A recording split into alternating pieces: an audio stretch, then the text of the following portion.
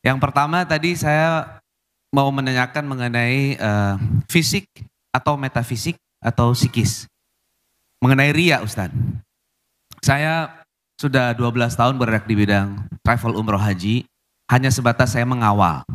Tapi ilmu saya masih jauh Ustadz. Ketika saya memposting foto-foto atau video untuk kepentingan promosi saya di travel, saya merasa bahwa ya ini kan tergantung niat. Saya kan ingin promosi. Tapi ketika saya menanyakan pada diri saya, hey, kamu ini sebenarnya sedang mempromosikan diri kamu atau travel kamu? Itu yang saya kadang-kadang, oh ya, mungkin kebanyakan orang juga sering sulit untuk menilai ini ria atau ikhlas. Kita tanya ke anak muda yang sholat ke masjid, tiba-tiba ada yang satu nggak sholat ke masjid. Ente kenapa nggak sholat ke masjid? Takut ria Pak Ustadz. Standar ria bukan lewat perasaan, tapi standar dalam Islam adalah syariat, Quran dan sunnah. 1 meter sudah ditetapkan 100 cm, bukan mengikut perasaan. Karena kalau ikut perasaan nanti datang bawa orang sahasta. Ini berapa? Ya 1 meter aja dah. Tidak bisa begitu. Oleh sebab itu, apakah ini tergolong ria atau tidak? Apa kata Imam Fudail bin Iyad? Tarkul amal li ajlin nas ria. Tidak jadi beramal karena ingin dipuji orang, ria. Wal amal li ajlihim syirik. Beramal karena ingin dipuji orang, syirik. Masuk masjid, mau sholat tahiyatul masjid, teman-teman di belakang sudah siap kameranya mau upload. Enggak jadi tahiyatul masjid karena takut dipuji orang, syirik. Sholat supaya dipuji orang, melirik ke belakang supaya dipuji orang, syirik. Tidak jadi beramal karena takut dipuji orang, riya. Beramal supaya dipuji orang, syirik. Lalu yang selamat bagaimana? Laksanakan menurut tuntunan Quran dan sunnah. Mohon perlindungan kepada Allah supaya Allah membersihkan hati. Kalau pakai perasaan nanti ustaz-ustaz nggak ada yang diupload ceramahnya. Jangan upload, saya takut riya. Akhirnya isi medsos itu hantu aja semua. Makanya ulama sekaliber Habib Umar bin Hafiz, ada FB-nya, ada Instagram, ada follower, ada muhibbin. Habib Umar bin Hafiz, kemudian pula Syekh Ali Jum'ah, Habib Ali Zainal Abidin, tetap ada. Untuk apa? Ini syiar. Syiar, fahami ini sebagai syiar. Wal budna ja'alnaha lakum min sya'airillah. Onta-onta dan kambing-kambing yang dipotong itu bagian dari syiar agama Allah. Apa hubungan onta dan kambing itu syiar? Ketika penyembelihan onta dan kambing saat hari raya kurban, istri, anak dipanggil ramai-ramai menyaksikan supaya orang melihat, oh ternyata orang Islam itu hebat ya. Orang Islam itu ramai kalau bagi-bagi daging kambing ya. Kalau sholat subuh aja yang sunyi ya. Ini syiar.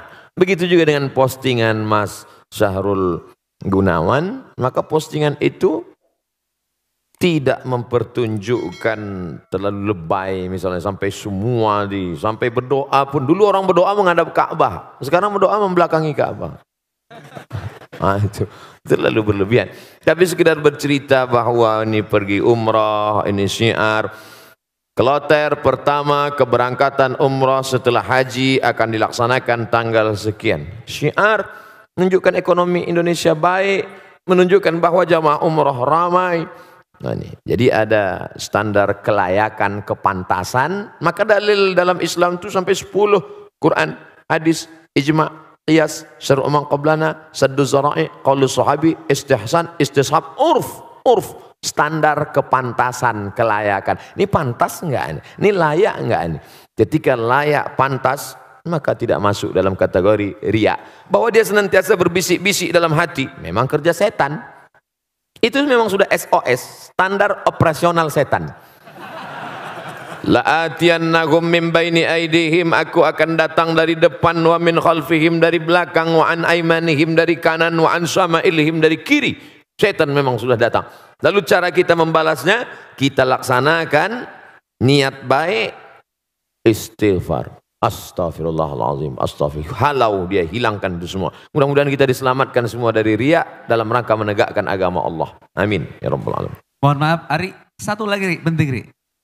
Ustadz, mohon maaf. Mengenai mazhab tadi, ada kita kebanyakan Syafi'i, ada Hanafi, Hambali. Ketika kita ada di haram misalnya, ada yang duduknya duduk di antara dua sujud, ada yang duduk tahiyat akhir.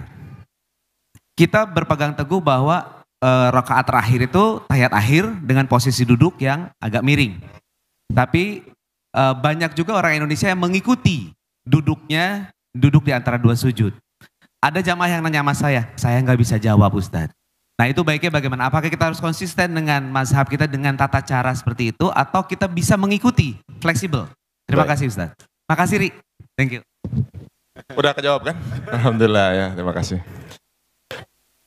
Kalau sholat itu ada tasyahud awal dan tasyahud akhirnya, sholat zuhur, sholat maghrib, sholat isya, sholat asar, maka tasyahud awal duduknya iftirash.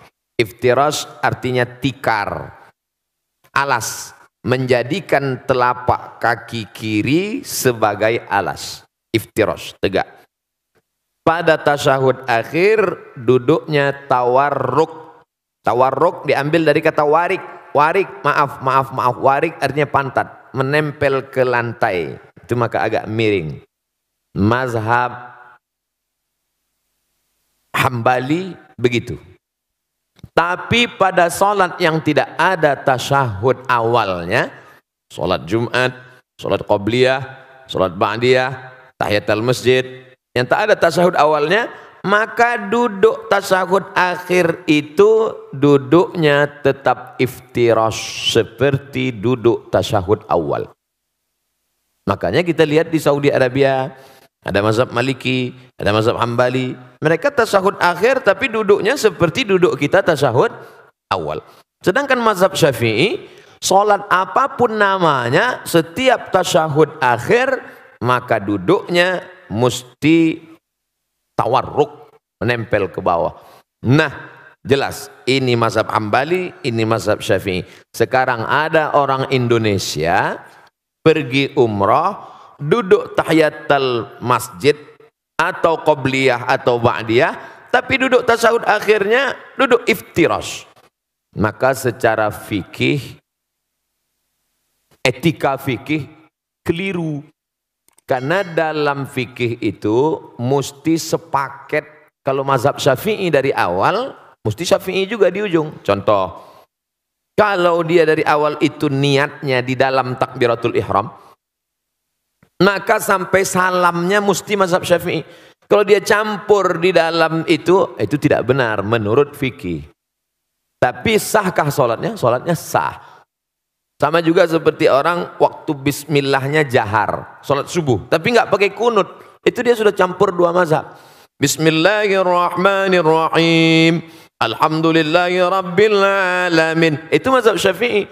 Mestinya setelah rakaat kedua, Allahumma hdina fi man hadait. Tapi sekarang pada beberapa masjid, bismillahnya Syafi'i, tapi kunutnya malah pindah ke Hambali. Secara etika fikih, dia tidak ngerti fikih. Tapi dia udah sholat subuh aja udah alhamdulillah. Gitu. Sholat subuhnya sah. Nah, jadi kalau dalam satu masalah itu dianjurkan untuk tidak campur-campur mazhab dalam satu masalah. Masalah sholat tadi dari takbiratul ihram sampai salam pakai mazhab Syafi'i. Wallahu a'lam.